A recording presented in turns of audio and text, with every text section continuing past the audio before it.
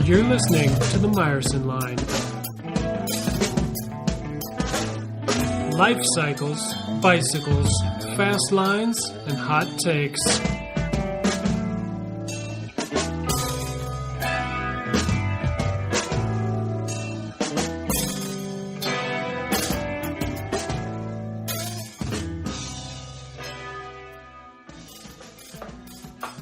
Hello and welcome to episode 10 of the Myerson Line podcast. My name is Adam Myerson, and I can't believe we are here again, 2 episodes in short succession. I'm not sure when this one will get posted, but after our brief hiatus, after the crushing defeat of the Bahati podcast, I had to crawl back into my hole for a little while, and happy to bring back a great show with Ryan Turbone in episode 9, and really excited to be bringing you an episode today with a good friend of mine, Bobby Lea. And so you'll be hearing that in a bit.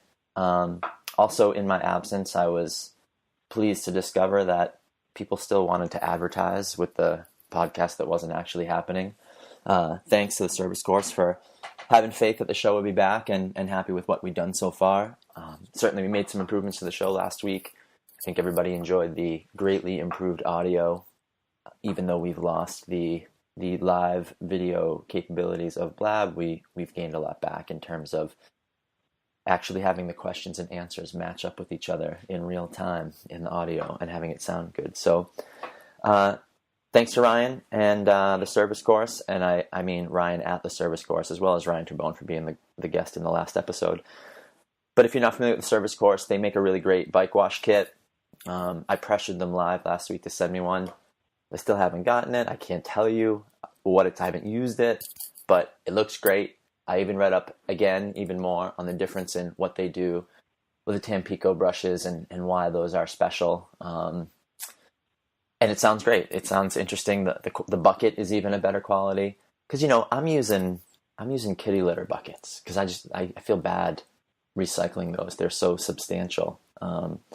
But they don't seal up real well. You can't put water in a kitty litter bucket and hope that it's not going to leak out all in the back of your van. So check out Service Course. Thanks again for supporting the show. And welcome, Bobby Lea, to the Myerson Line. Thanks for joining me. Yeah, thanks for having me, Adam. Yeah. So go ahead. It's been a long time in the making getting this one together. Man, we were so close to doing it together and in person at Air Force, and that was in June. And yeah, we've been skipping around trying to find out when our schedules would match since then. Certainly had you on my list all along for being a guest. So it's funny that we had to wait until you were actually overseas before we finally got on the phone together. Right, because of course when we were spending the weekend in the same hotel, there was never a free minute to spare. So we may as well wait until we're separated by 5 time zones. Yeah, that's always how it goes at the races, though, right? You always think, yeah, I'll be at that race. Well, let's talk then. Like you're going to do business at a bike race. Yeah, never. Yeah. Never. It's right. The worst place to meet and talk. You would think we would actually know that by now and not even have bothered to try and pretend that we were going to have time. Yeah, it just seems so logical, like we're both going to be there. We're probably both going to have a moment where we're just sitting in our hotel room bed staring at the TV. But then it turns out like you kind of need that time. You have to sort of withdraw at some point and recharge your batteries for a bit. There's just so many people around at the races, especially at Air Force where we all stay in the same hotel and it's right on the course. It's a bit of it's not exactly a party so much as it is. It's for just that reason that it's kind of I think it's my favorite weekend of the whole year because it's almost like a homecoming of sorts. Yeah, it's easy for me. It's easy to get to. It's like that's one of the reasons I went. Like I picked a couple of outings this year to just remind myself that bike racing's hard and that I used to be good at it. And so that was one of them. And direct flight from Boston, you take a shuttle from the airport to the hotel, and the hotel is right on the course. Like it can't, and everybody else staying the same. Yeah, it can't get any easier. And the support is great. Yeah, it is. But and you see everyone that you normally don't see all year long in the same place. Yeah, but you miss Tulsa. It breaks my heart every year. I want to go party at Tulsa, and it's a bummer to have those races on the same weekend, even though they both are successful and work great. I wish I could go to both of them. So Yeah. So, well, where are you right now? Are you in But Manchester? I'm in Manchester right now. Just flew in this morning, and I have the first round of the Revolution series tomorrow. You said just flew in this morning, and I'm sorry, but my brain went straight to, and boy, are my arms tired, which is really Well, not that funny, but but it is kind of it's funny, but it's true because actually I tried wakeboarding the other week, and my arms are actually still tired. there's no way to ruin your cycling form than to hold onto a rope and be dragged across the water by force. That's true, except my arms are actually too weak, and I couldn't really hold onto the rope. Not surprising. Not surprising. Um, but yeah, well, so this is I have a million questions about being over there and stuff, but I saw you got dinged for all your luggage on your flight over there. $700 for two bikes, huh? They I got crushed, but I was pleasantly surprised that after hitting up American Air on Twitter, they actually looked into it, saw that I was right, and their ticket agent had charged me incorrectly, and sent me a form to do a refund, so I would only have to pay the appropriate bike fee for two bikes. Oh, awesome. That's great. It's funny how that actually, sometimes you just get a robot response when you complain publicly, but a lot of businesses are really sensitive to getting slagged online these days and actually want to do something about it, huh? I've been kind of impressed because I'm actually now 2 for 2 with airlines doing good customer service on Twitter. Yeah. And earlier in the summer, I had a broken bike from a United flight, and just out of sheer laziness, I decided to try Twitter instead of going through the normal phone call to customer service route. And within, I think within 24 hours, I had a phone call from a service agent, and the replacement check was in my mailbox 6 or 7 days later. Wow, that's amazing. Yeah. And I feel like United is very sensitive to that because they obviously have a whole meme around. I think it was United that smashed that guy's guitar, and then he wrote a song about it. Yeah. So And they also do that advertising around the whole flying Team USA business, but I still often wonder how much money they make off of flying Team USA, and like what do they charge to ship a bobsled? yeah, You know, it's funny. if they're charging, Oh, go ahead. Yeah. I was just going to say, if they're charging $100 or $150 for a bike, when these poor pole vaulters rock up there with a 15-foot pole, like, Yeah, do you what think do you think United, do you think they put them on a plane? You don't think they ship them with some, like DHL or some international shipper? Yeah, I want to know. Does it, do you actually the pole vault I can now say for sure they fly on the plane since I flew home with a pole vaulter from Rio. yeah. Well, if anyone's listening who knows how the bobsledders get their stuff around, tweet at us at the Myerson Line. Tell us the story. We want to know, how do you get that big equipment around if you play a sport like that? I was just on a United flight. I did a clinic in Oklahoma last weekend, cross clinic, and I flew United. United is still a good choice for me out of Boston, even though the bike fee's a little steep. But I use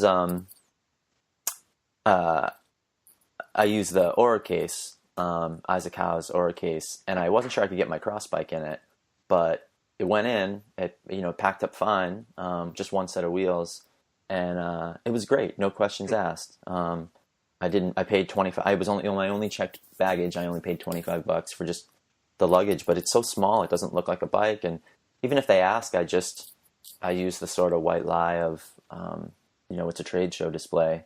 Because I feel like if they open the bag up and look at it, first of all, obviously the gate agent isn't supposed to look in it, right? Only the security guy is supposed to look at it. So I don't think most people realize that. The gate agent literally it's against the law for them to look in your bag. And so you got to make sure you stand on that if you're trying to airport ninja your bike in. But so I don't feel bad saying trade show display because I could very easily be on my way to Vegas with that bike to put it on a stand. The fact that it's a bike is sort of beside the point for me at that point. I don't like, some people like to lie, some people are like, it's a massage table. And I think I don't like to lie. So I never feel comfortable with that. But also you can just get busted and then you're standing there with a bold-faced lie, and Then you're really a dick. Yeah. I've been called back from the gate to pay for my bike before. Oh yeah. That's a heartbreaker. But I will say, no matter flying with the track equipment and all the extra crap that we need for that, there is just no chance to even get away with the white lies when you're rocking up there with like 3 bikes and a wheel case and luggage, and you just come in with a whole pile of shit, and they just some of them you can almost see that they just light up with excitement. Well, or dread. They're like, what's this asshole? You know, like, because you're just making their day harder. It's the same thing if I'm flying to a cross race, then, you know, I have a Pika double bag, and I have a custom wheel bag that Pika made for us that I can put 6 sets of wheels in. It's made for 4, but I can get 6 in it.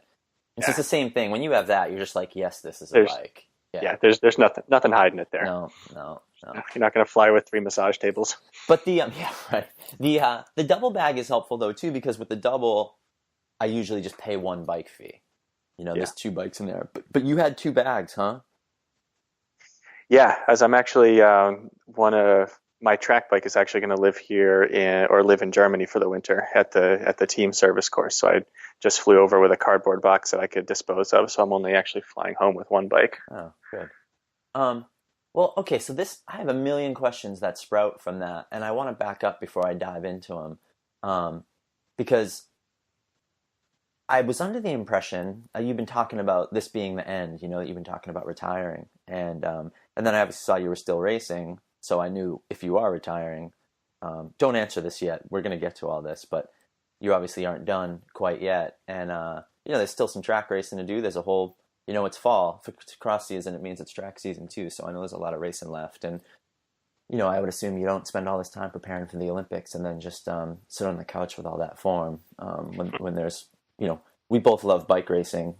Sure. So, you know, I can see that there's still stuff to do. So let's back up to that. Just thinking about both of us loving bike racing, I think that's a big thing that you and I have in common, and part of why we're friends and understand each other. But we've known each other for a long time, but I think it took a long time for us to actually be friends. And then once we really spent some time together, I actually think we became pretty good friends. But I was trying to think back to my earliest memories of you racing with you. And I honestly, like, I have some early memories, but I don't remember, like, meeting you. And I think it's because we just overlapped so gradually for so long. And you're younger than me. How old are you this year? 33 next month. Yeah, so I'm over 10 years older than you. And so, like, I knew your mom and dad when you were still a junior, you know? And I think my earliest memory of meeting you or overlapping with you was, I think one year you came down to the mountain bike race my parents put on with the McCormick brothers. Sort of, almost. Your overlapping memories, I know exactly why you're doing it. So Jason Snow used to come down and do the mountain bike race. Yes. But I did stay at that house in Maryland because Jason was close, you know, because of Fuji and Paul Curley and World Team, and Jason Snow was on that team. They were very close with your mom and dad, and came down and did her race, but were involved with the Fuji project, the World Team project, through Paul and Jason. And obviously, Jason was my teammate for years. Paul was my first serious coach, and so that would have been back in the breakaway days then, right? Yeah, absolutely. And so we stayed, at that house in Maryland. It was kind of on the shore somewhere, right? Where was that? The house in Delaware? Was on the eastern shore of Maryland, so not too far from Delaware. Yeah.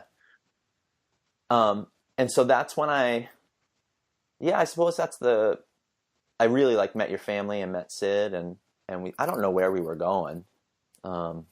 You know, just we were living out of the car at that point, just going from race to race. But that's probably it. That's probably when I really got to know you guys. That's true. No, that's good. That's a good. I mean, obviously we knew each other by that point, but so then racing overlapping probably didn't start until maybe only inside of the last 10 years, 12, 15 years at the most. Yeah, probably because I was, traveling around on breakaway with those guys in the 90s, and that's when I stopped. And then late 90s was all just local stuff, and but you came back in with Sportsbook and were teammates with teammates with Ellison. Yeah. I think that's where I start having more memories of actively seeing you around at races, which was around the time that I was starting to come into or even think about doing national level races. Yeah, no, that makes perfect sense. That was 2003.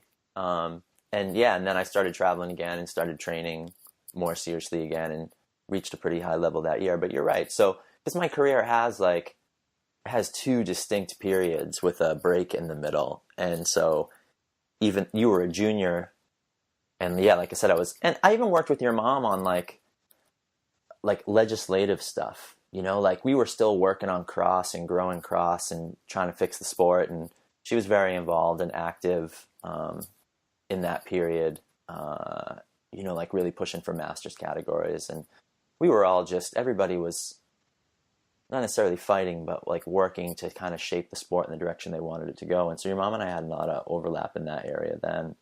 But yeah, I think you're right though. 2000s when I turned pro and you started racing more and more, and then we ultimately ended up as teammates in 2013, which was great.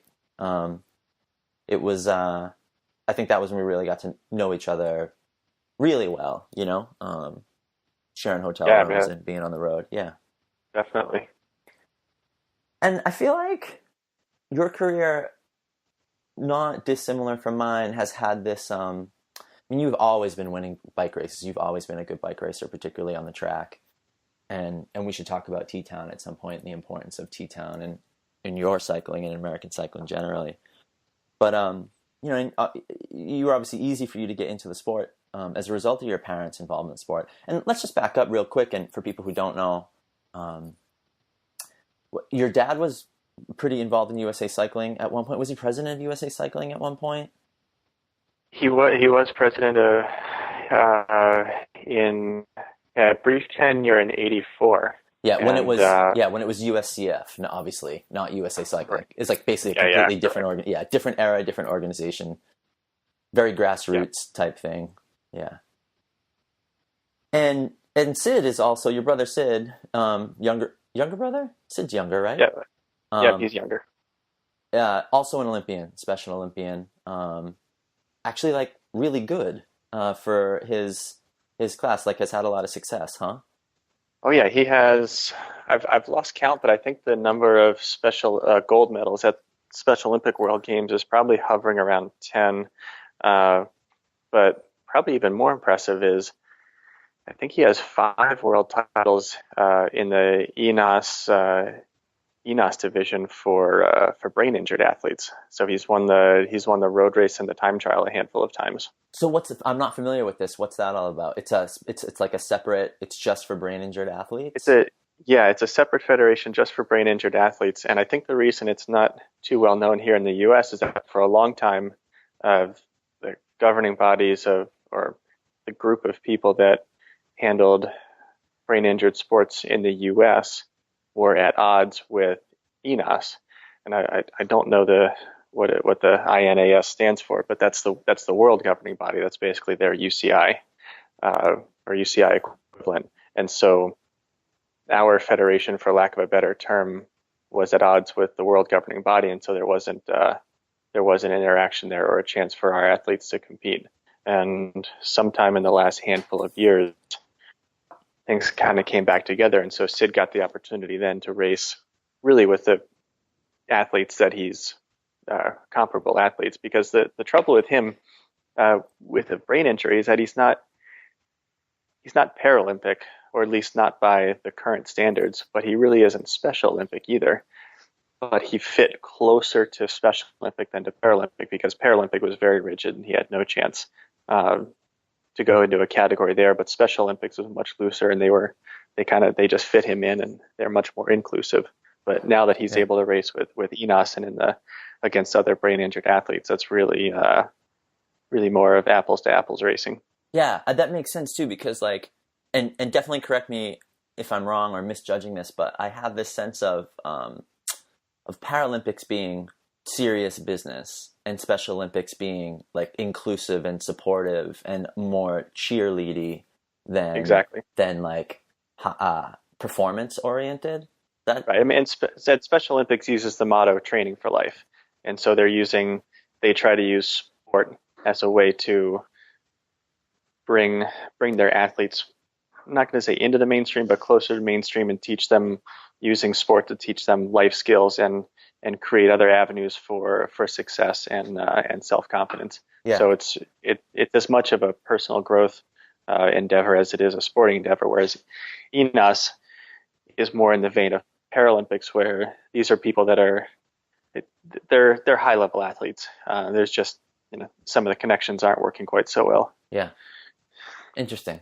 And it's obviously been cool to watch his success, and I think anyone who knows Sid, has met Sid. If we see you at races, we see Sid at races. But I'm sure there's plenty of people who are on the outside who follow your career who don't know about Sid and how successful your brother's been, or like what you deal with in having a brother with challenges that he has, but the success that he's had also. It's he does so well. Yeah. And actually, when I go back, and so I've been out of the local racing scene in Maryland for a relatively long time, and Sid has developed such a community there that I've actually lost my own identity when I go back and race in his area. Your Sid's brother. His friends there know me as Sid's brother. Yeah, that's great. That's awesome. Where does he live now? So he lives with my parents just south of Gettysburg, so about 45 minutes west of Baltimore. And will he always need to live with someone? Will he always have to have sort of, not exactly a caretaker, but some kind of assisted living situation? Or will he ever be capable of living on his own? He can. Yes. Short answer is yes. He needs some sort of supervision. I mean, right now he still gets relatively daily parenting, but he's very independent, and he drives himself to work. He works 3 days a week on the grounds crew of a local college, and has a social life. Works at a horse farm. So he's managing his day-to-day activities. Yeah. And actually, to that end, my girlfriend and I are renovating a farmhouse near where we live in Topton right now, and eventually one of the barns will be turned into an apartment for him. Oh, awesome! Yeah, I mean that makes sense. Like, we're the age that our parents are starting to get older, right? And we have to start thinking about taking care of them at some point soon. And so, if your parents are still looking after Sid, who's going to look after Sid, right? I guess that was going to fall on you to some degree. Right. That seems like a great way to do it, where he has someone close by, but he still has a lot of autonomy. Exactly. That's great. Then that whole farmhouse, I saw that you bought that place and you're keeping the old place, looks great. Looks awesome. You're definitely in God's country down there. Riding's great. Landscape is wonderful. Yeah, it's our little slice of heaven there. Yeah. No, it looks good. Yeah, congrats on that. Thanks. So you guys all came up. You're not from Pennsylvania, but you were obviously driving up to race on the track with your family. But then at some point you decided that area, T-Town area, Lehigh Valley was going to be home, huh? And moved there. Did your parents have a place there? I guess that place you were living at was your parents bought a house there at some point, right? Exactly. That they bought that house when I started going to school at Penn State, and by that time, so that was winter of 99, 2000 winter, and so at that point, I'd been racing actively at T-Town for, I think, as much as 8 or 9 seasons by then, and so when I was looking for a place to go to school, Penn State seemed like a pretty great option, because the Penn State Allentown campus has a great cycling program, and then my family had known Jim Young, who was a professor there and ran the cycling program, so it was a pretty good fit to kind of get me up into school and continue on with cycling. But I feel like I still almost ended up permanently in the Lehigh Valley sort of by accident, because when I moved up there, I didn't consider for a second that I would live there full time. And probably for the first maybe 9 years or so that I lived in the Lehigh Valley, I was actively looking for other places to live because, of course, I wanted someplace with good weather and through the winter and maybe some different training options.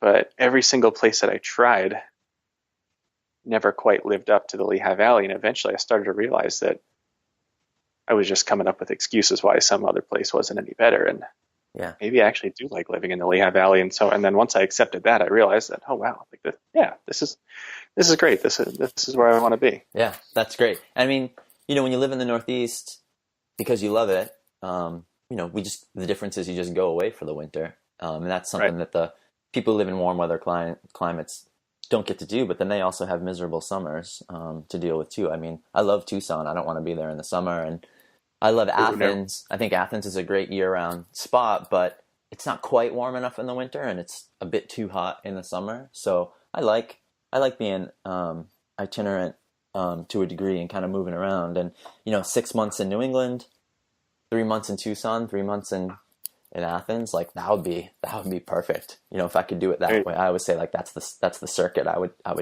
do. And what it turned out to be was 2 months in Tucson and 1 month in Athens and 9 months at home. But as like if I was trying to live the perfect lifestyle, that's how I'd break it up.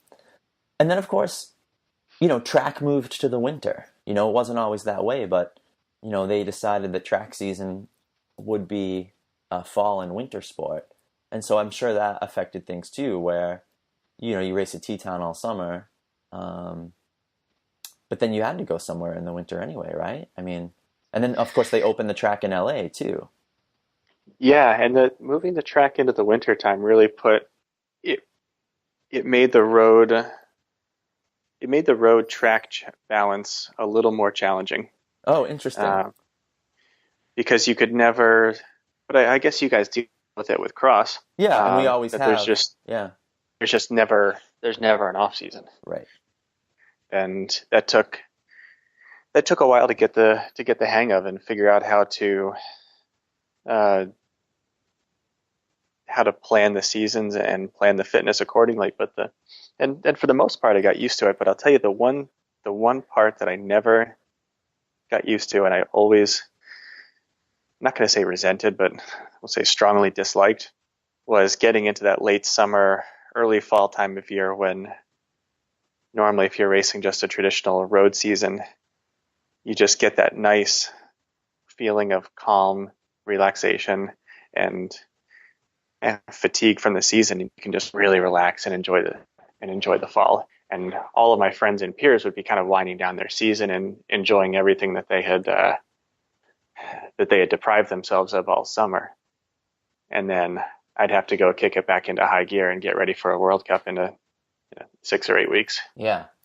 Well, and I would think, I know for me, like when they moved cross nationals to January, it extended, my season one more month of cross, which I was excited about. But I found that like that was where I felt like I could no longer successfully be at peak form for 2 seasons, because it pushed back the start of my base period for road by a month.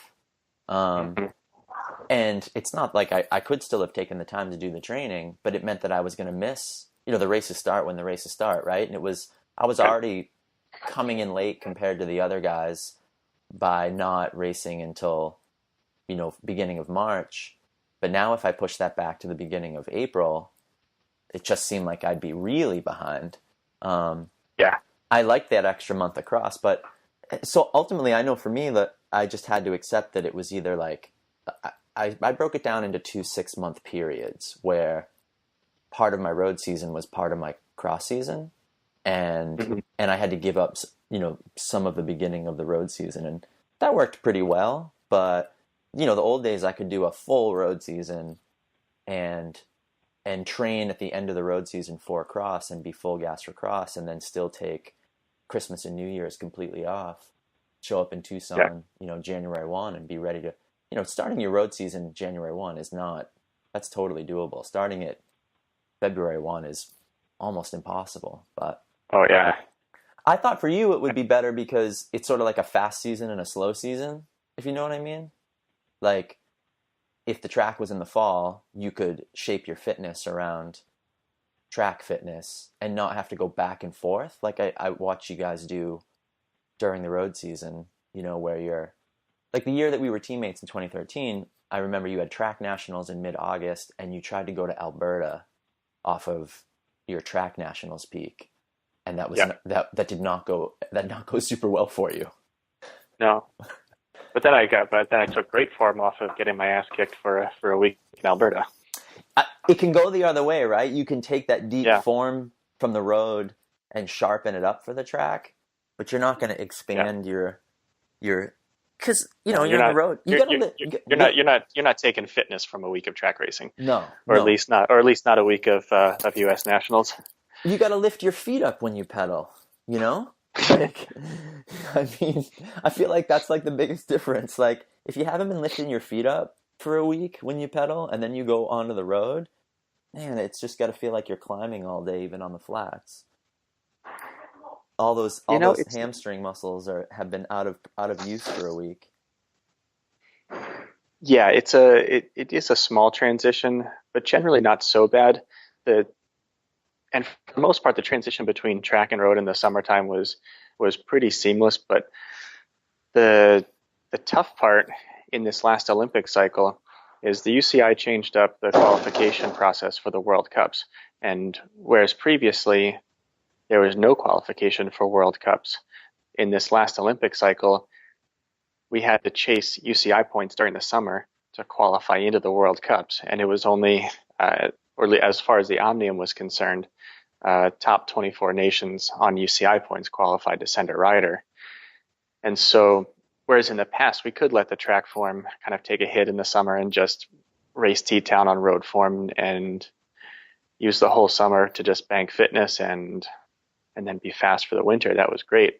All of a sudden now we had to be fast in the summer and then faster in the winter. And so where are those UCI events? During the all summer. Over the world. Yeah. I mean, how many does T-Town have? Any? 3?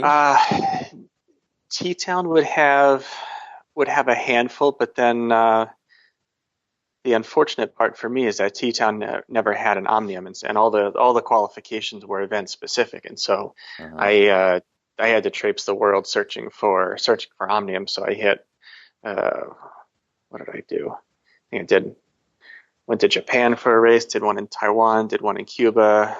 LA gave us one year. Colorado Springs gave us an Omnium 1 year.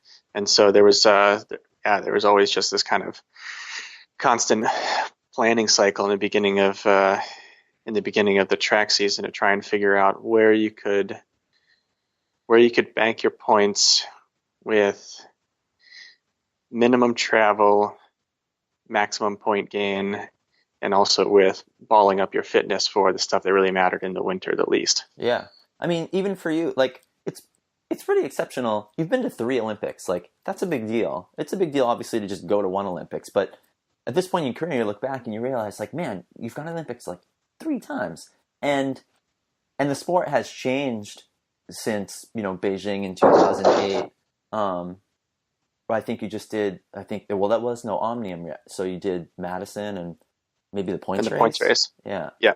And you were still young in your career, and I think the track program in the U.S. has like risen and fallen. It hasn't always been deep, but you've always been there, sort of plugging away and swinging and staying committed to it, and I think contributing to it.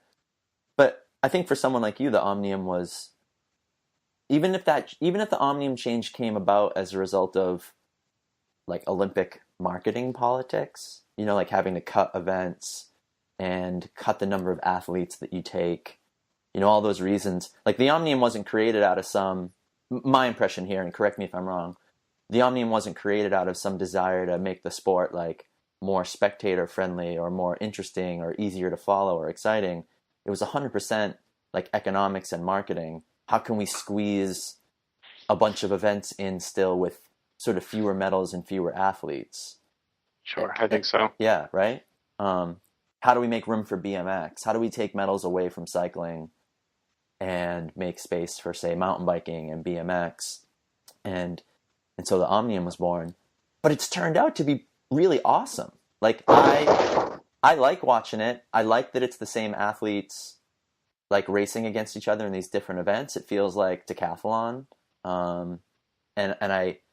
You guys might be jacks of all trades and masters of none, but at the same time, you see the times that the Omnium athletes are posting are in some areas competitive with what the specialists in those disciplines would yeah. be. So that touches on a really fascinating thing with this whole Omnium experiment. And I think we can call it an experiment because it's been 2 Olympics, and most likely it's going to be gone by the next Olympics. But when it first came about, it really did look like the event for the masters of, or the jack of all trades.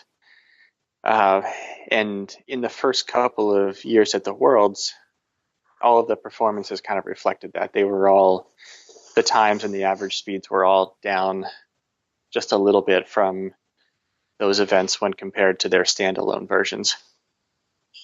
But then everyone started to kind of figure this out, and we all figured it out. We were kind of stuck in our own narrow mindsets of what you could and could not do on the track.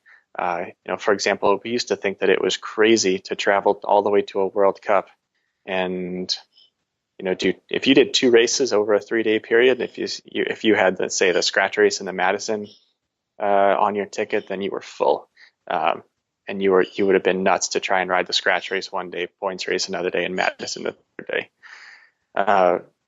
So now we think nothing of that. That's just normal. Yeah. But it's really forced us to look at training and what we can do in a completely different way. And now to fast forward all the way up to Rio, we had an Omnium rider now owns the Olympic kilo record.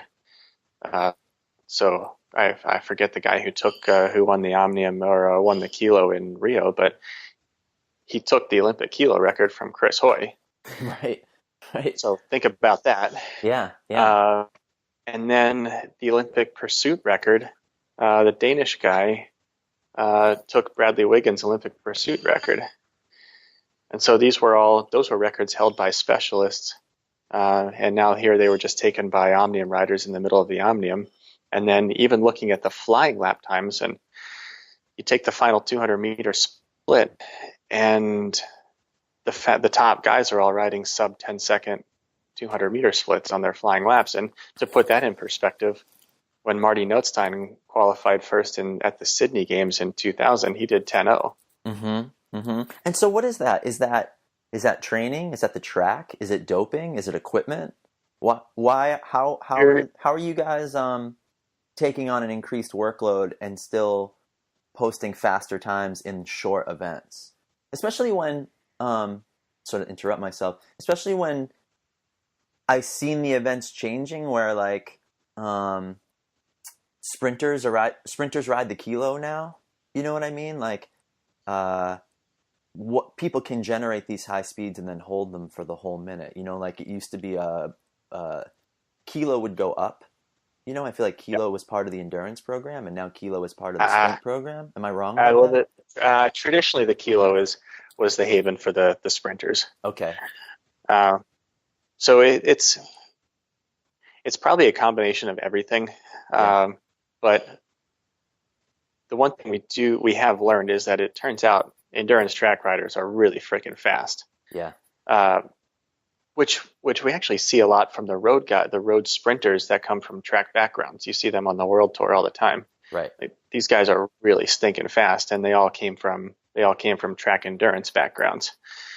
But no one really ever had stopwatches on us, and we had no reason to even try for these efforts because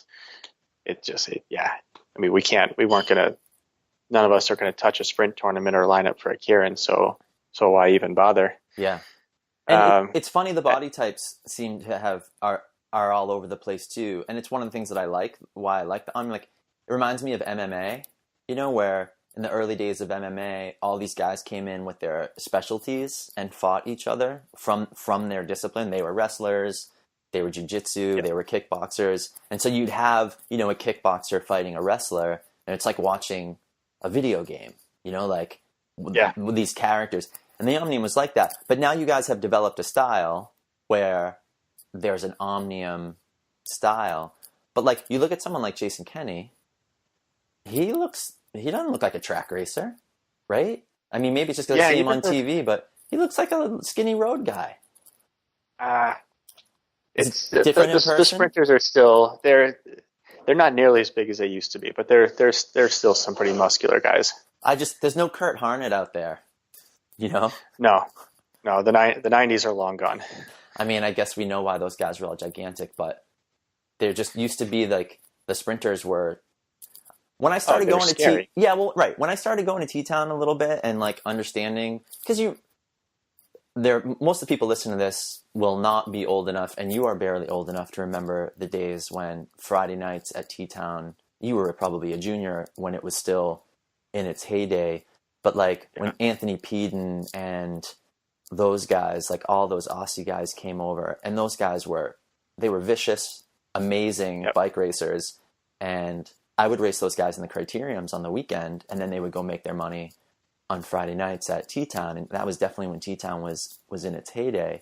But those guys were pretty aggro, and I was scared of them when I was a junior. Yeah, well, that was appropriate. You should have been scared of them. Yeah. I mean, the stories are all true about beating guys up in the barn, and you can just go to YouTube and watch them crashing each other and stuff. But it was a different era of bike racing. The 90s were definitely still the last days of the Wild West of bike racing.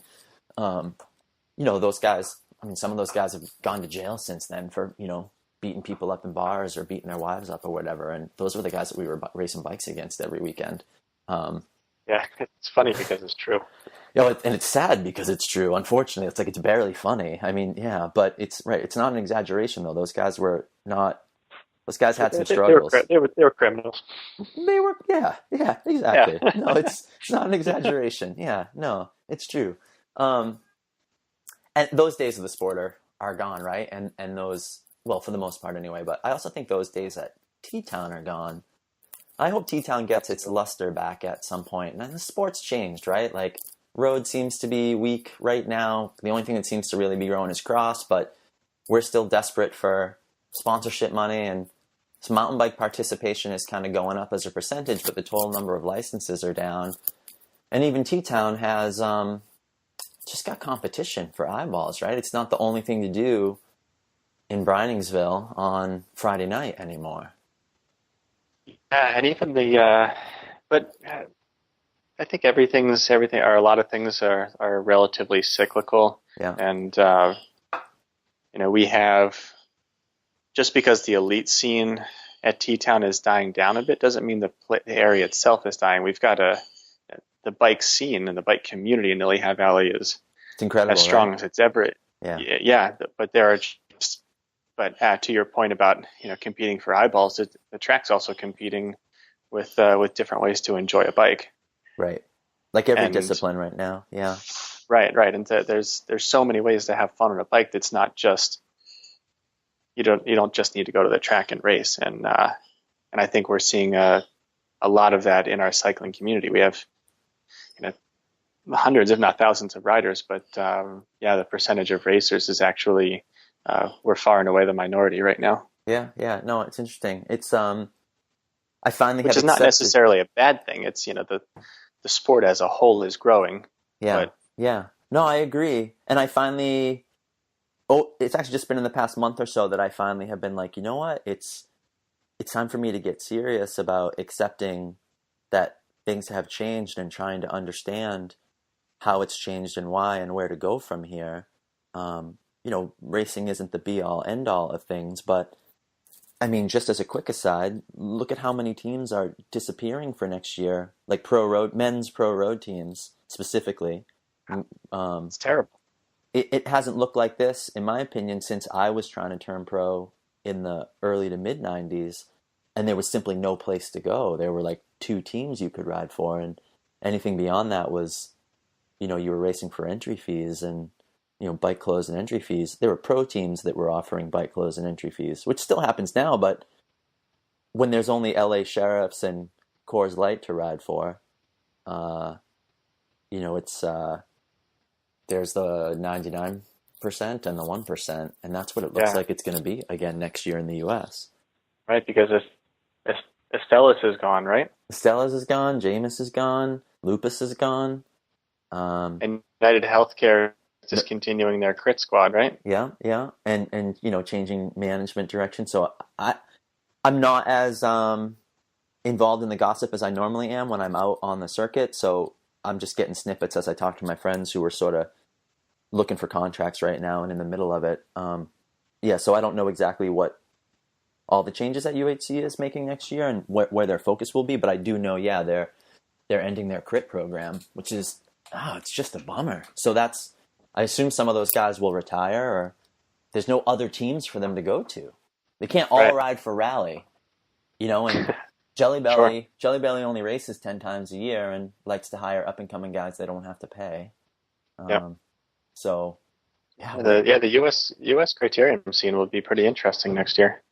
Well, if we want to talk about that briefly, what I would say there is what people don't, I think, fully realize is just because there aren't professional teams supporting those races does not mean that there aren't professional level and professional quality riders riding those races. Like the races are awesome. The quality of the rider is high.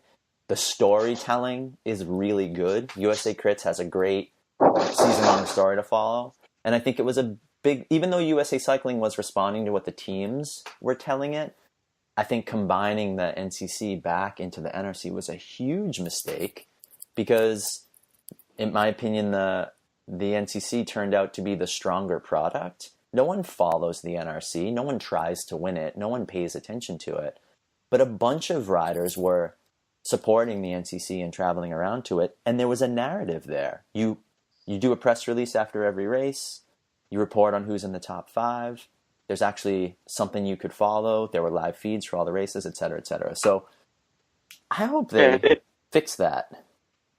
It's interesting because I was initially against the split and I was in favor of reintegrating the whole program, but it was very curious to see this year with the reintegration that functionally nothing changed insofar as how the other pro teams treated the criteriums, because of course I thought that it would return to how it was under the previous NRC, where the teams would actually support the criteriums, and maybe we would go back to racing like we had when I was first turning pro, and every criterium was, you had at least 5 or 6 pro teams represented, but yeah. And road clearly guys, the times have changed. Yeah, well, there were road guys riding crits, Yeah.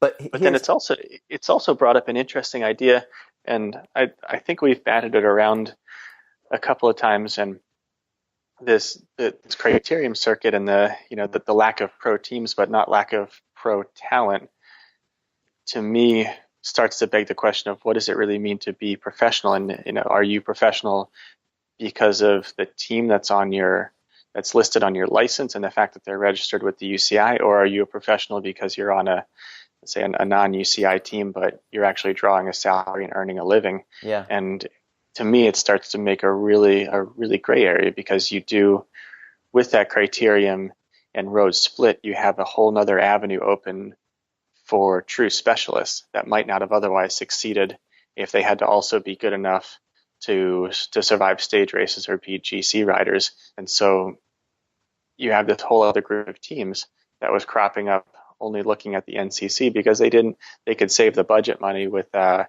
skipping the UCI registration. But to your point, there were riders that were very much professional, but just not professional in the eyes of the UCI. Yeah, I have two major points to respond to there. And so first, in terms of are the riders professional or not, I know that when I was trying to turn pro and I was racing full time and drawing a salary, this idea of having a professional license, being recognized by a professional team that was established that hired me, like I had a point of pride around that. So I never, even though I was racing full time and it was my only job, I never referred to myself as a professional. I always said that I was a full-time bike racer. You could call me semi-professional because I was doing it for a living, but I was really just squeezing out a living. But having that pro license was a thing that I was chasing, and I never wanted to say that I was a professional until someone else had recognized me as a professional. But if you look at as an example, what Belgium does with its cyclocross riders, there are Belgian cyclocross riders that are not on UCI registered teams, but are considered professional by the Belgian Cycling Federation because of Belgian labor laws. Professional cyclist is a profession. And if you have a contract where you earn a certain dollar amount and you have to pay your taxes on that, then the Belgian Cycling Federation says you're a professional, even if the UCI doesn't, because the Belgian government says that that's your profession. You're being paid enough and paying taxes on it, and there's a minimum salary. And so the Belgian Cycling Federation treats you as a professional, and you race in the professional category, even though the UCI says you're not a professional because you're not on a UCI registered team. So that could happen. That's kind of that elite without contract category. Yeah, in a sense, but you are an elite sort of with a contract, but just not with a team. So I think you're right that criteriums have to be treated as a separate discipline of the sport, in my opinion, in the same way that we treat track and cyclocross. And someone at USA Cycling should be focused on developing that discipline of the sport. I don't think we need a separate license or category or whatever, but let's stop pitting stage races against one-day road races against criteriums. Like, road and track don't have to compete. Track and cross don't have to compete. Criteriums need to be appreciated for what they are, promoted and developed for what they are, and let everybody who wants to, like, stop thinking of it as part of the road scene. It's not. It's the criterium scene. And I think that why the combine failed, the recombine failed, is simply because of the medalist races at what we call the medalist. Whoever owns them, I know they're changing hands, but we call them the medalist races, right? So Colorado, Utah, California, Alberta, even though they combine the NRC, those races don't care. The organizers of those races don't care about how your team is doing in the NRC. They care about that you have some performances that show you deserve to be there. They care about sponsorship activation. Is your team sponsor going to sponsor their race so that they can make that a secret entry fee and then let you into the race? And then I suppose the other reality is that it costs so much percentage of budget wise for a domestic team to do one or two of those races that it would torpedo their budget to also try and support a handful of crits, even if they're part of the NRC or the Pro Tour or whatever terminology we had. Yeah, no, exactly. So I think it's those 4 TV races. I've said these things a million times before, and I've probably even said it on the show with another guest. But even like Jonas said, Jonas Carney, director of Rally, said he would love to have a crit squad, but with his budget, it would mean not having a women's team, and he doesn't have unlimited funds. And it's obvious that the priority for those teams, because of the sponsors they have, is to do the medalist races.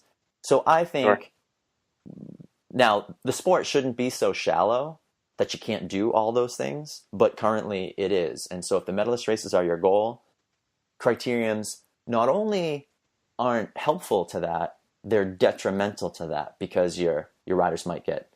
They're races that you don't need to get into those races. They cost money. Your riders might get injured. It's not where you're looking for exposure. It means you're leaving exposure on the table, right? Like, we know that the crits are good. Like, I call it parking lot marketing. You're getting directly in front of people. But if you don't have money to spend on it, you don't have money to spend on it. So, yeah, no, it's true. But you've always done lots of crits, considered crits part of your program, even when you've tried to expand your abilities into the stage races, riding Redlands and San Dimas and Alberta. I don't think you've ever thought of yourself as a crit rider, even if track is where your biggest success is. I think you've always tried to do everything you could, even cyclocross. I remember when you were giving the cyclocross races a go. Oh yeah, but I mean we're bike racers. That's what we do. Yeah. We race bikes. Well, so let's talk about Rio a little bit, and let's talk about all the pre-Rio drama. Rio didn't go the way you had hoped, obviously. What's the backstory there? I didn't hear. I knew that you were sick, and that's really all I know. I didn't see any good interview with you. There may have been one, and I missed it, but I was kind of looking around at one point for some details on how it went for you, and I didn't really I don't feel like I have the whole story. So tell me about Rio.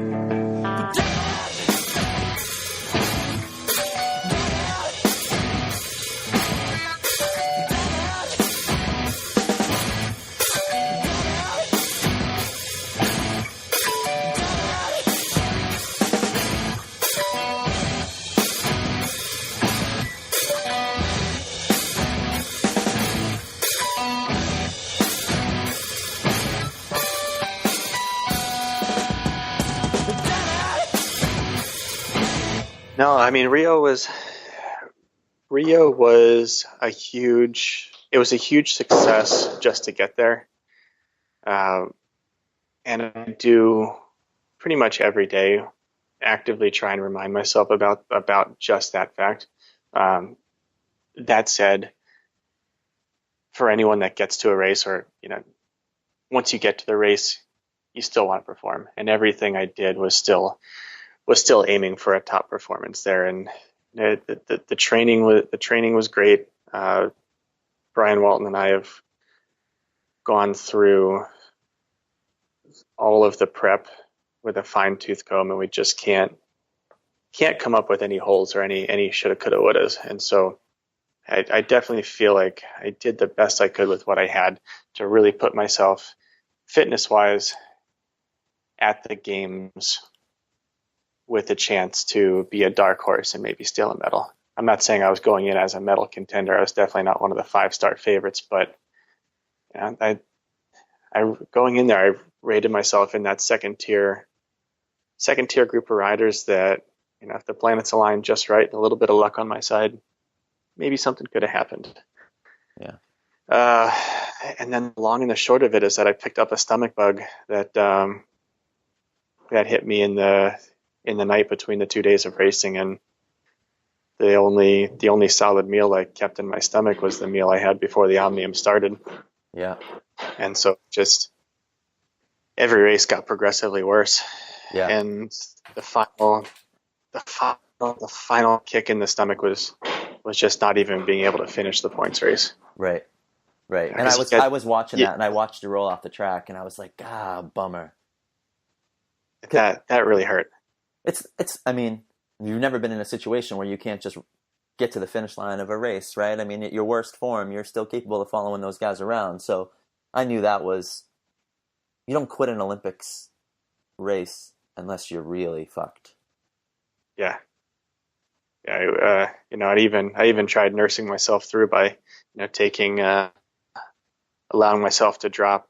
I dropped 2 laps before I was finally out, just to see if I could make it through and limp through the finish line, because it's the Olympics. You still, even when everything's gone pear-shaped and there's no hope for any redemption, you still want to finish. Yeah, and there aren't that many times in my career where I've done races where I really just want to finish for whatever reason. Right.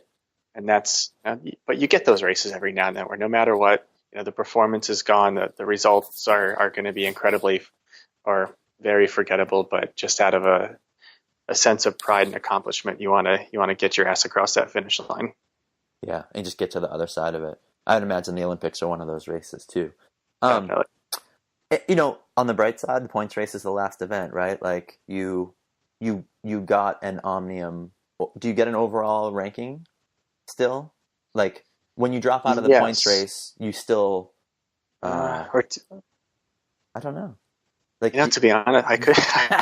Hey, dude, what place did you get in the Omnium, the Olympics? Oh, I don't know. I forgot to check Bike Reg for the results. It's true. I don't know if I was 17th or a DNF.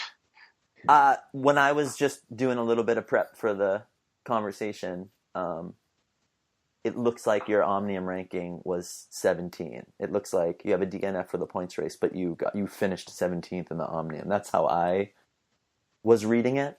That seems reasonable based on what I would know about how they score those. Yeah.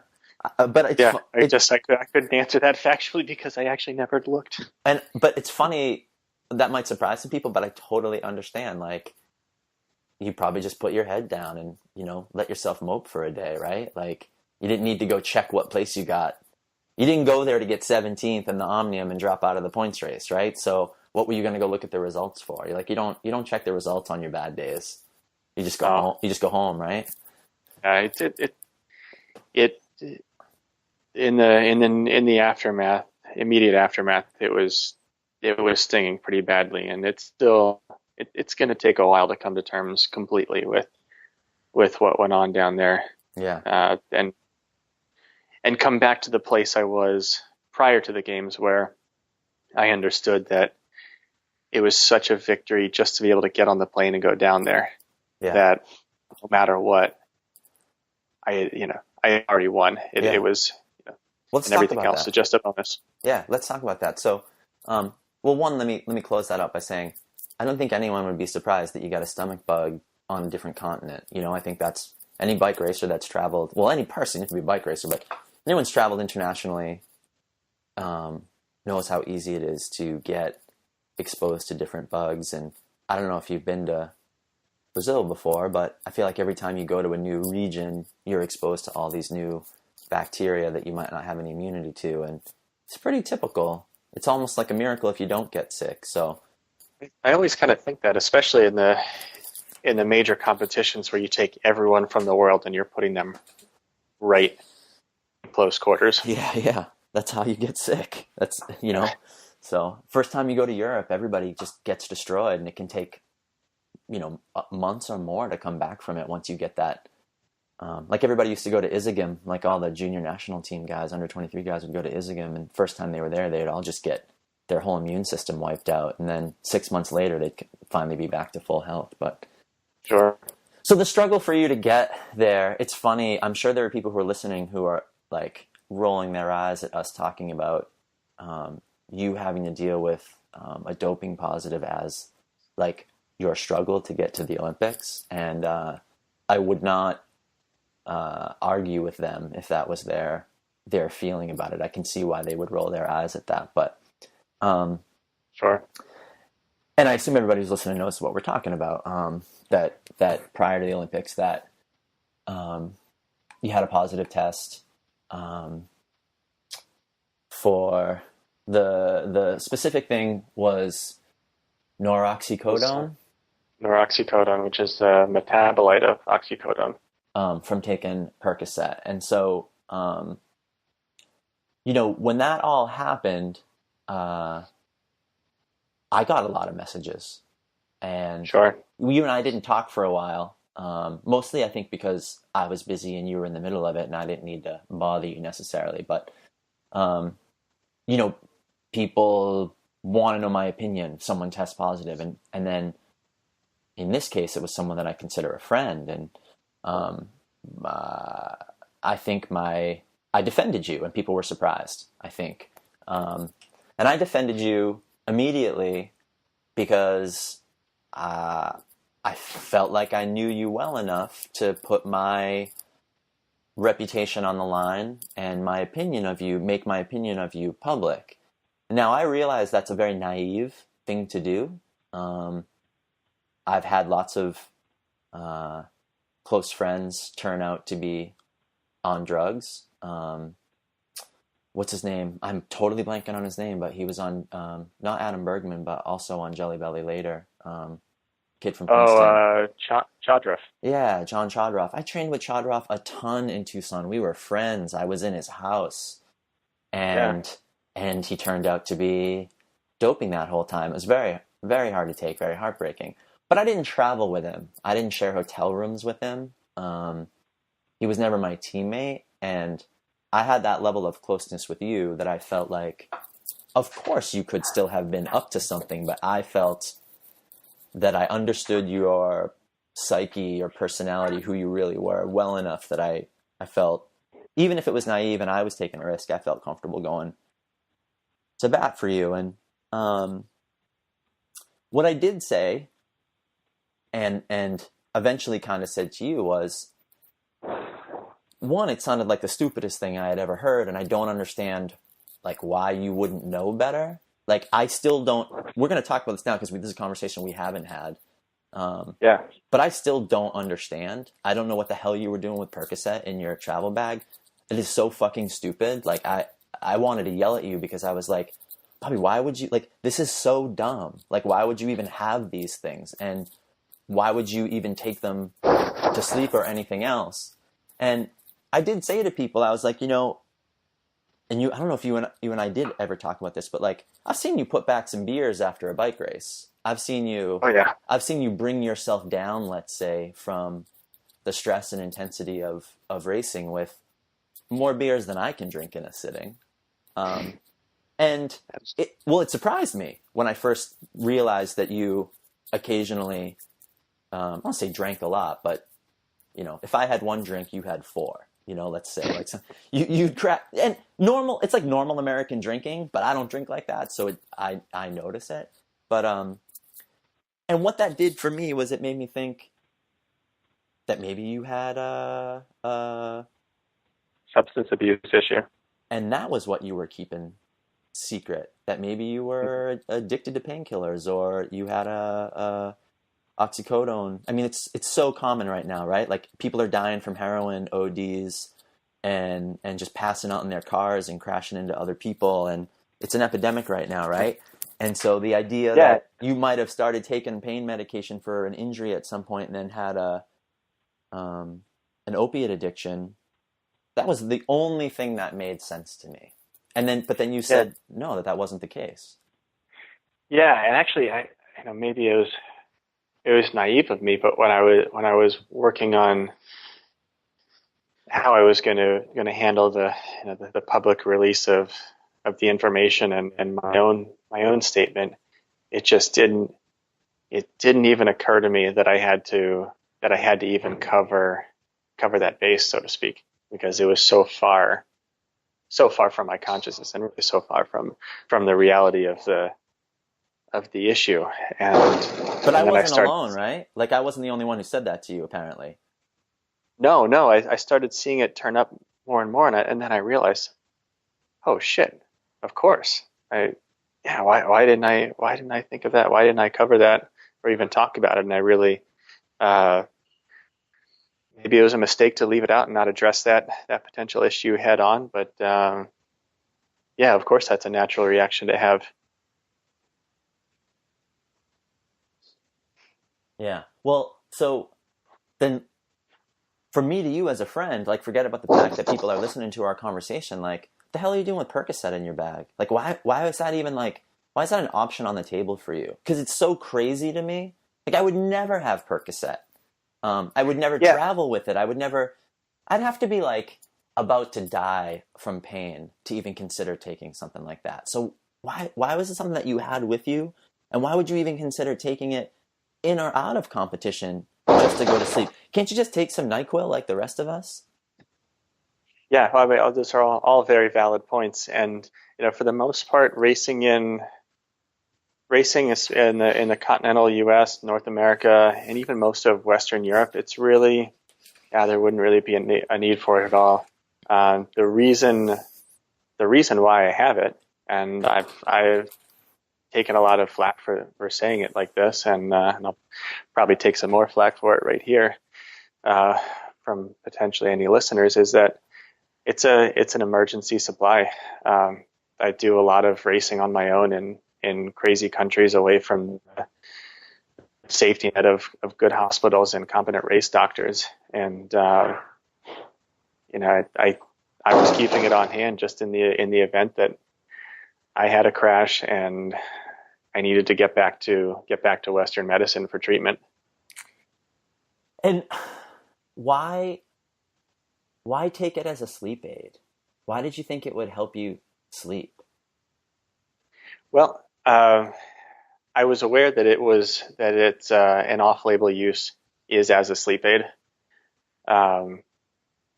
and that comes down to the total dumb mistake of that night, and I really don't have a good explanation for it other than normally I keep Ambien on hand for cases like that. It's not even with Ambien, it's not something I'm in the habit of taking nearly every night. Yeah.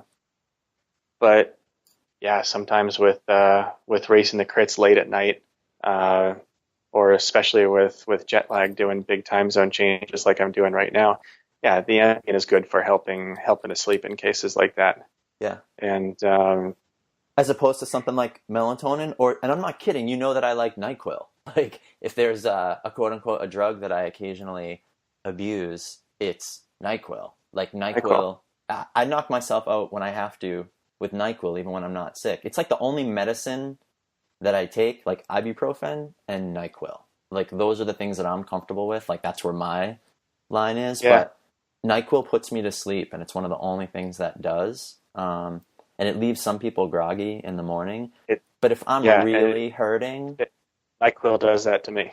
Yeah, you'll feel it the next morning. But I feel you go for a ride though. You just metabolize it. You do that morning ride, and then you're good. Yeah, and normally, melatonin is my go-to. Yeah. Normally 5 or 10 milligrams of melatonin for most is plenty. But Ambien, you keep the Ambien backup because sometimes you need it. Man, I love you, but I disagree with you. And I totally understand, but I just have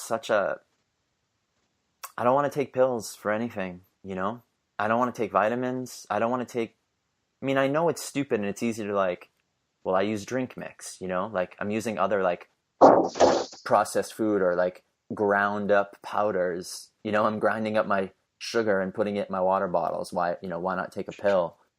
And I think it's fair to criticize where I draw the line and why, but I don't even want Ambien in my bag. I just don't. Yeah. I'd rather just stay up. I'd rather just not sleep. I'd even just rather have a beer. And I understand the arguments. The line's different for different people. It's like processed food, but I only want to eat food and maybe some slightly processed food. NyQuil is obviously not processed food, right? But it's delivery system. I don't take caffeine tablets, but I drink coffee. I don't drink beer to get drunk, but there's obviously alcohol in the beer that I drink. Right. So it's wavy, and so it's hard for me to get up on my high horse and point at you for having Ambien or Percocet in your bag, but then look what happens. Right. Yeah. And so, on that night in question, I just, my last half tab of Ambien was gone, and as I was laying there trying to fall asleep, it just, the light bulb went off. Said, "Oh, shit! The Percocet's it's an off-label sleep aid. I have one. I can do that."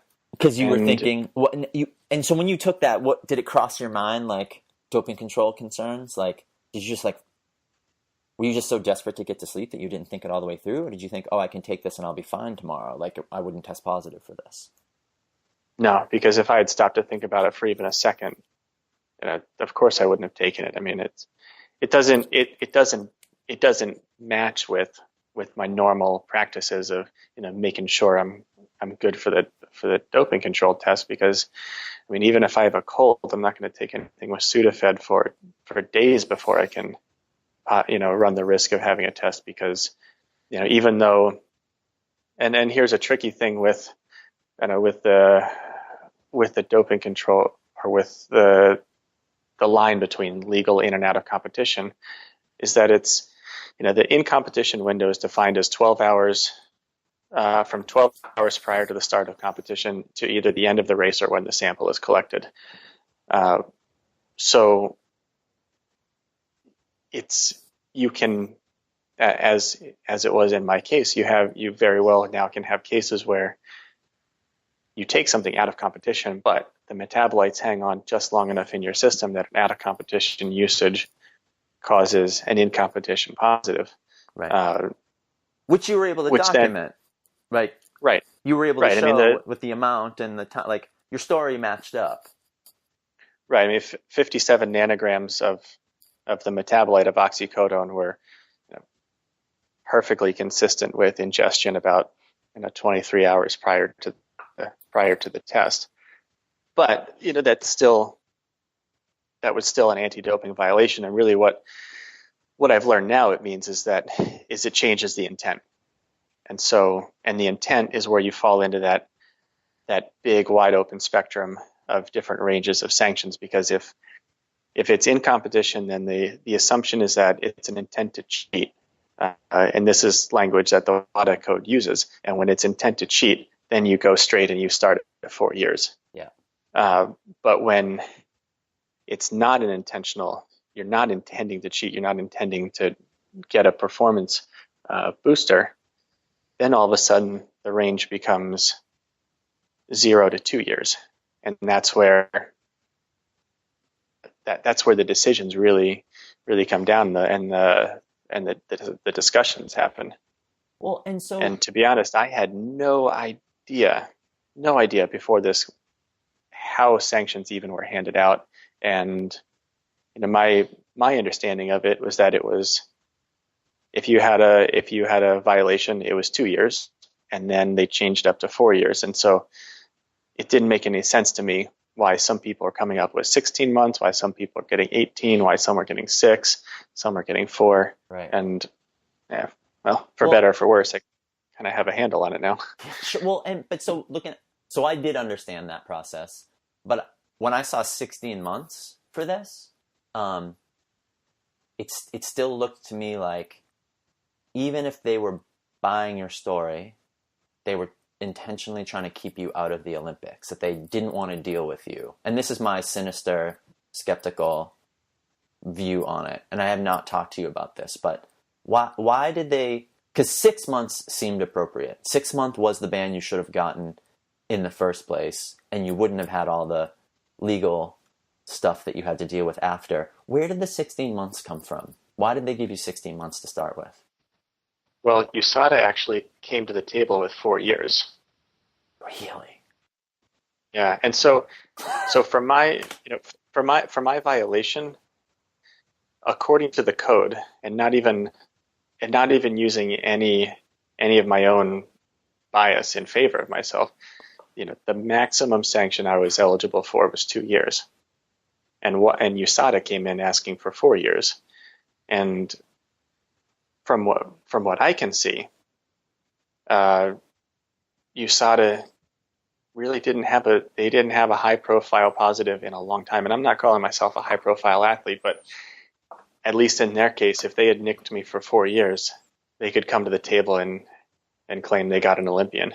Because everyone else they're catching masters right now. Right. Yeah.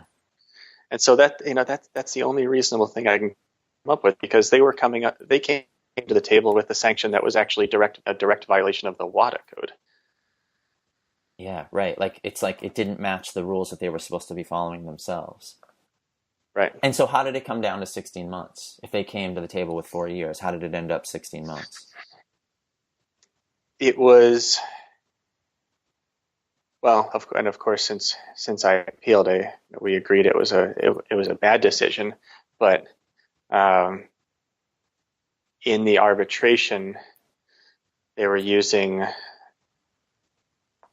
a past case with a tennis player by the name of Marin Cilic, who had a case pretty similar to mine, and it was a relatively groundbreaking case with regards to out of competition positives, or out of competition use causing in competition positives.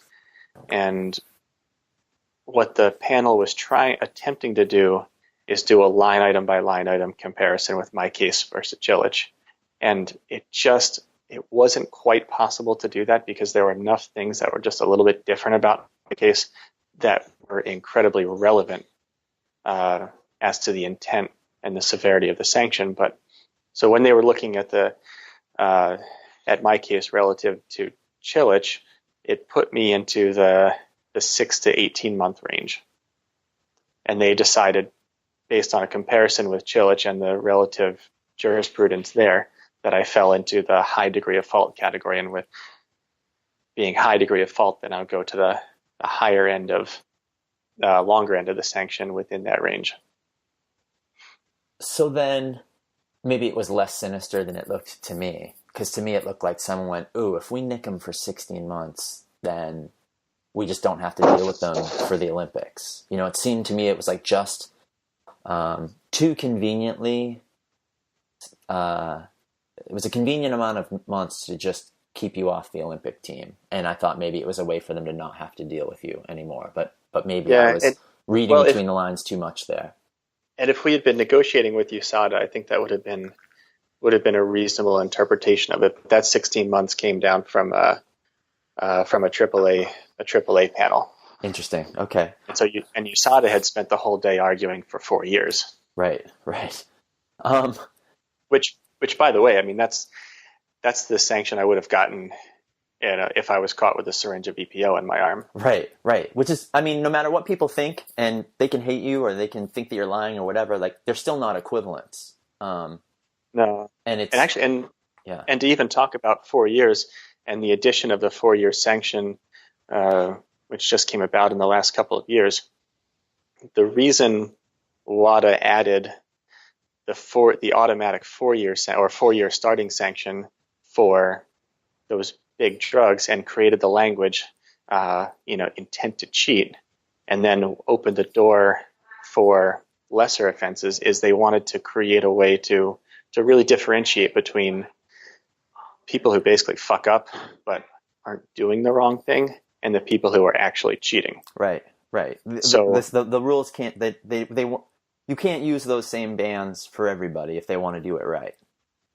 Right. And so, someone who takes, an amateur who takes, or under the previous sanctions, an amateur who takes a cough medicine and then tests positive in a Cat 3 race could possibly be under the same sanction as someone who kind of got squeezed for EPO and had a really good lawyer and got a 16-month ban as well. Yeah. And that doesn't make any sense. And so these sanctions, they gave more leniency in the new code for the inadvertent positives so that a panel could look at all of the factors of the case and decide what's appropriate in this individual case and not paint those athletes in the same light as the ones who really are cheating, because there's no reason to have an EPO or a growth hormone or something like that in your sample.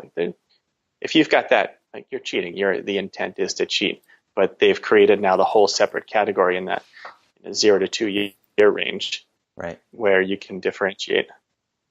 And so, how did you end up? You appealed. Did you appeal to? Who did you appeal to? CAS. Yeah, and then that was pretty straightforward. You ended up at 6 months. So how did that happen? Well, that was just another full day of arbitration, and we were shooting for a little bit less because the hope was really to 6 months was what we knew was most realistic. But in this case, 6 months meant that my sanction was going to end just a couple of days after the Worlds. And so, we shot a little bit high to try and get it retroactively lifted so that I could still actually make the World Championship, since by the qualifications, I was actually an automatic onto the team. As long as the sanction got lifted. But yeah, looking at all the specifics of the case and looking at it compared to other cases that are similar, the 6-month ban is right where I should have been. And then because you missed Worlds, you still almost didn't end up on the Olympic team because you really needed to go to Worlds to make sure you kept your spot. Tell me about all the little steps from once that 6-month ban came back. What did that mean for the fact that you were missing Worlds and qualifying for the Olympics, and for the other riders who wanted your spot, who were also filing appeals to get that spot? How did you end up on the Olympic team?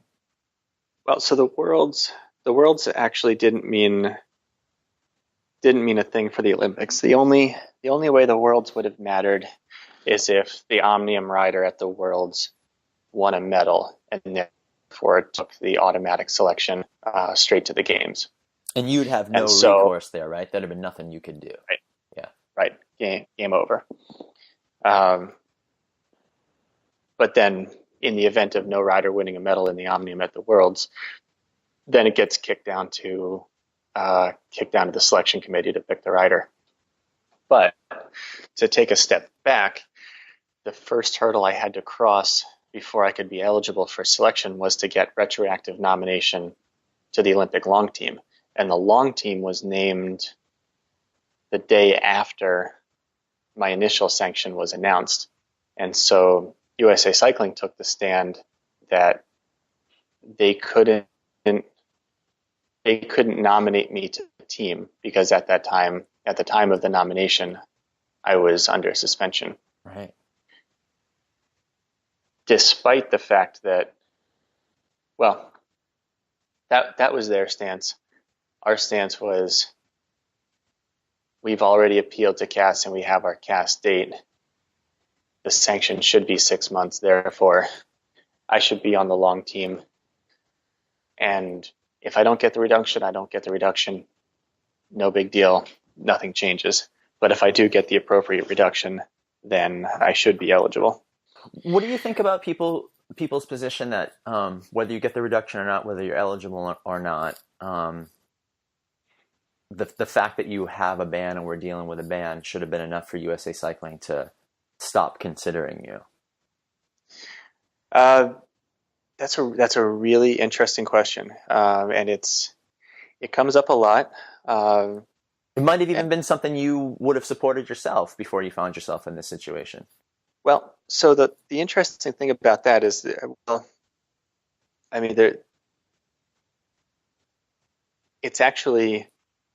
would be in violation of the WADA code.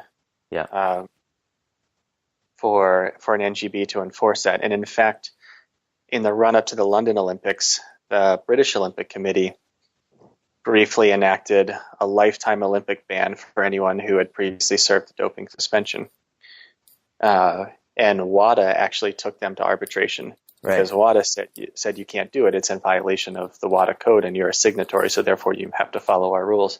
And it's been tried here and there that various countries and organizations have tried to institute bans like that. And really what it constitutes in the eyes of the WADA code is a second penalty for the same offense. Yeah, right. And it's one thing for USA Cycling to say, we're not going to hire a coach, or like, it's not about Olympics necessarily, but like when Derek Bouchard-Hall says, we're not going to hire formerly banned riders for jobs at USA Cycling, that's something different than talking about a selection process for the Olympic Games, which has like sporting codes that are challengeable in court. It's sort of a different set of standards. It's not, so that does make sense to me, no matter what I think about it. It's sort of a due process, the due process aspect of doping control. Yeah. Yeah. So we had, and there's a lot of really strong feelings out there. And like you mentioned with the codes and the due process, there's, these are the rules that we sign up to play by. And we get to use the rules, in this case, it was in my favor that, that these sorts of procedures are explicitly written. And yeah, it's a lot of the negative reactions that I've seen have come from people who have their ideas of how it should be. Right, without fully understanding how it is, and that you're simply navigating the standards as they currently exist. Yeah. Well, From my standpoint, I'm not the be-all, end-all of opinion on this, but 6 months seemed appropriate to me. Like, that's the ban you deserved for the dumb thing that you did. And I may still, I won't say be mad at you about it, but I may still, turn my palms up at it and shake my head. And as a friend would have advised you to, get that shit out of your bag, dude. Throw that stuff away. Don't even fuss around with that. Yeah, and I agree when people say you're smarter than that and you should know better. I can understand being lying in bed staring at the ceiling and thinking oh wait, this will work, and maybe not thinking it through. But at the same time, like, you say Percocet to me, and I'm like, no fucking way, dude. You know what I mean? Like, that is not even like, I don't even want to touch it with my fingers. You know what I mean? So Sure. it is a little hard. It's still a little hard for me. I understand that you had a little more comfort level with it.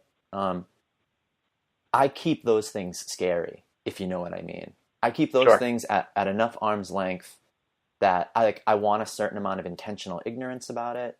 I don't want it to be part of my conversations. I don't want it to be the world that I operate in. The last time I took a painkiller was after I had brain surgery, you know?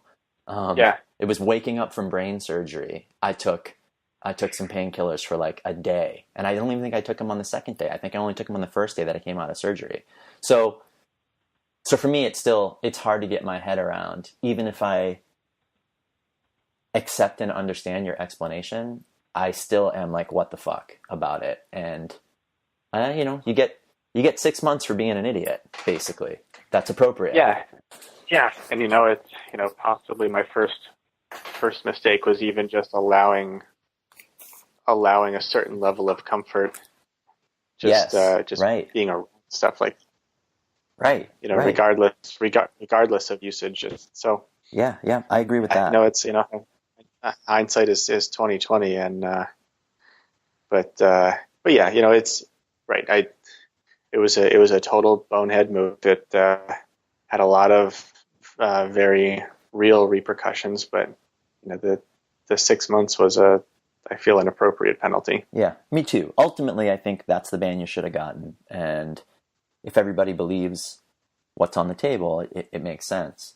So now what? So you were talking about retirement. I know it's your last Olympics, but now you're obviously still racing. So you're in the UK right now. You're in Manchester for a Revolution Series race. You're obviously not retired. What's the plan? So I ride with a German track team called the Maloja Push Bikers, and they are an awesome bunch of dudes, by the way. Like, I like every one of those guys. I love when they come over here and race. I love their attitude. They're friendly and cool guys. Like, what a good group of guys to get hooked up with. It's been wonderful, and the thing that I've really enjoyed about it is the philosophy of the team is that as long as you're loving what you're doing it right. Mm-hmm. And so at any level of the sport, if you love riding a bike, you're doing it right. Yeah. And so we're not here to say you've got to be on the Olympic path or you've got to be on the World Tour path. The team is really about having great adventures on bikes, traveling with friends, having great experiences, and really just embracing the journey that is bike racing. Yeah, you definitely get that impression from those guys. And like, I didn't understand like where the sponsorship came from or what kind of budget it has, but I definitely saw like a bunch of dudes who were into the same stuff, who liked hanging out with each other and liked racing bikes and knew how to make money, and are just really good bike racers. Like, Grassman he's world class, man. He's the real deal. Yeah. And he's a cool dude. Right. That's some of the best bike riders that no one's ever heard of outside of the 6 day scene. Yeah. No, it's interesting, right?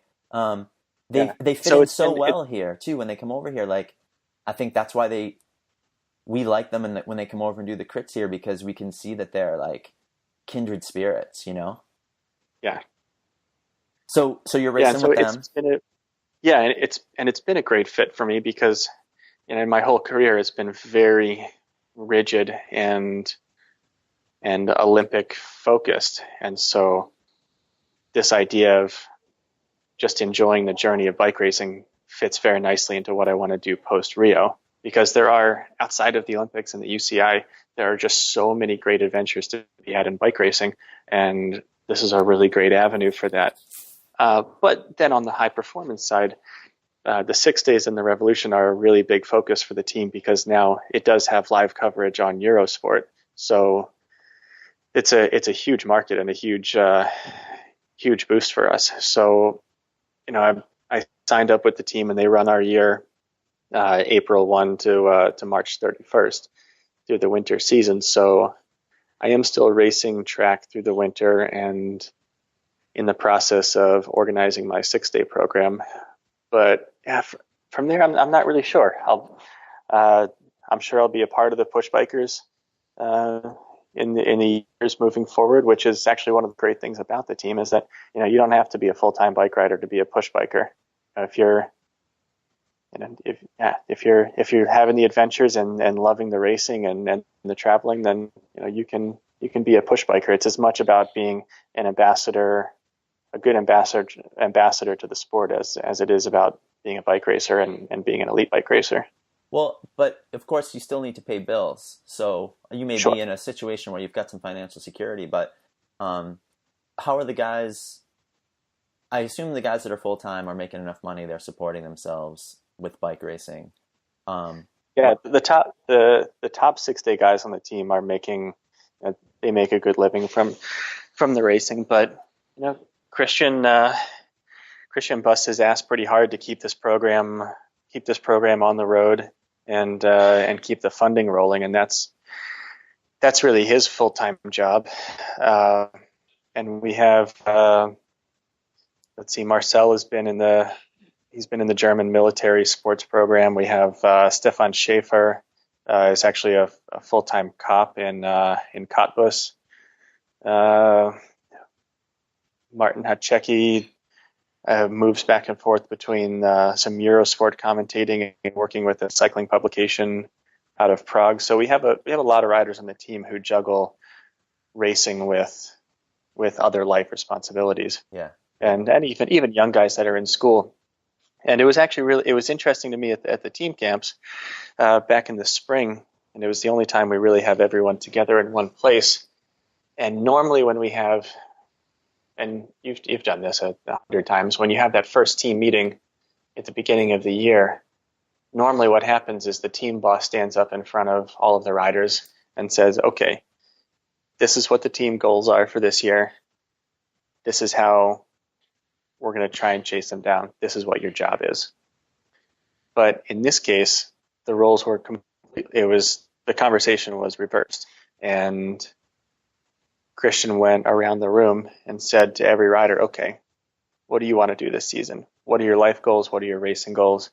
Okay, how can we help you do that? And we've got some guys that wanted to finish up school. We had one guy that he was getting married the summer, so that was taking up a big focus. Other guys are doing career advancement, and so it wasn't about one giant focus that the whole team was pushing towards. The whole team is collectively supporting each individual rider as they're trying to find their own way in life and in sport. Yeah, it sounds like family, basically. It really is. Yeah, that's great. I mean, that's a great place to finish up your career too, or decide to keep going if you decide to keep going. I mean, so I guess you're going to get to March and make up your mind, or what? I know you never say never and always, and I'm not closing any doors. But along with the big project I've got on my plate right now is starting an American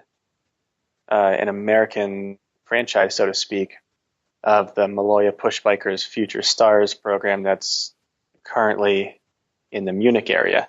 And right now in Bavaria, they have about 65 riders under the age of 19 in their Future Stars program. Uh-huh. And so we're aiming to launch a sister program based out of the Lehigh Valley next year, with the central focus of that program being an exchange between the German and the American push bikers. Oh, that'd be amazing. Yeah. So, and that idea came about because when I was thinking about how I want to give back to the sport, I was trying to think about what I benefited the most from when I was a junior, what my most formative experiences were, and really where I had the most fun. And the answer to those questions were never ever national team trips or world championships or stuff like that. It was going to Europe on my own as a teenager and doing homestays with Dutch families, Swiss families, whatnot, and doing local races and really just kind of seeing the different cultures and making new friends that I still have today. Yeah. And so then I thought this could be really great. Because what we have in the Lehigh Valley is we have great junior programs if you're just getting into the sport, and we have great junior programs if you want to knock yourself out with high performance. But for that middle ground where you've outgrown development, but maybe you're not quite ready to commit to full-time training and try and win junior nationals or make a world's team, we don't really have good places for you to kind of find your feet in the sport and do it at the level that you want to do it, not the level that the coach or the head of the program is telling you need to do it. Right. So that's the area that we want to hit, and we really want to be about teaching cycling as a sustainable sport, teaching the riders to be good citizens of the sport, broadening horizons, and having this idea that it's more than about you. You're part of the community at large, and to appreciate and understand where you fit in the community, what the community gives you, and therefore what your responsibilities are to give back to the community. Yeah. I mean, that sounds amazing, and in a way similar to what I see like Jam Fund doing for cyclocross, and like having something outside the national team, to participate in and take trips, but also be good community members and citizens. And obviously you guys have the track to build those programs around. But I agree with you. Like, my best trips to Europe were when I got to live with a family and learn a language and experience the local culture. And on those national team trips, you're just with other Americans and you're basically a tourist instead of rather than be on exchange, you're a tourist, and I don't think you experience the culture in the same way. No. Yeah. And actually, you and I share now a lifelong friend from Common Host Housing in Switzerland. Yeah. Right. So these are relationships that last a lifetime. I'm going to have Trudy on the show at some point. People need to know her story. I should get her on the show soon. But Trudy Kerr is who we're talking about. But she's had so much impact on American cycling, and people don't even know who she is. So I got to tell. I really would love to tell her story. Well, let's bring this all back around. First of all, good luck, or first of all, but last of all, maybe. Good luck in the Revolution races. So we can watch them. They're on Eurosport. Does that mean we can watch like pirate feeds of them if we want? I think so. When does the racing start? This probably will air after you've already raced, but maybe for my own sake. Yeah, the sessions are running Saturday from 1:30 to 3:30, and then 7:30 to 10:30. Mm-hmm. I don't know which parts are on Eurosport. If I had to guess, I would assume probably the primetime spots, but I don't know for sure. Yeah, see if I can find out what's going on, see if I can watch. But good luck with that. Thanks. To wrap it all up, the all-important final question, of course, is what is your favorite Prince song? I think we have to go with Little Red Corvette. And you're going to give me some supporting arguments for that? It's a tune that just really sticks in my head very nicely. All right, we'll leave it there. I can't give you anything deep and philosophical, but if there's one Prince song that comes up over and over again, that would be the one. I think it's related to your age and what you would have heard on the radio and how old you were when that came out. That's probably a high school song for you. Maybe even earlier. Do you remember when you heard it? It's a ubiquitous song, right? It's a radio song. You don't have to chase it down. It will find you. Yeah, well, it was, if I'm getting my timelines right, it was before he was the artist formerly known as Prince. Yes, well before. That was still so the that's got to put it up. Yeah. Almost the end of probably middle school for me. Yeah. So that's when you'd be listening to the radio and not in charge of what you were hearing, but hearing what is pumped into your brain over the airways. So that's a good one. It's a classic. Well, thanks. This is maybe we'll split this into 2 episodes even, but we covered a lot of ground here, but it was worth every minute. So, and we had our own catching up to do. We hadn't talked in a while, so I'm glad to. So this was good fun. Yeah, I'm glad we finally got to do this. Definitely, the podcast is a good excuse to force myself to make some time for my friends and get caught up. So I certainly do enjoy it for that. So and it's definitely helped me get over the mid-afternoon jet lag hump here on the first day. Well, hopefully we don't put anybody else to sleep. So, well, good luck, bud. Hope the racing this weekend and for the rest of the season goes well, and I'm sure I'll see you around soon. Yeah, sounds good. Thanks, and have a good cross season. Okay, thanks, man. We'll see you. Bye.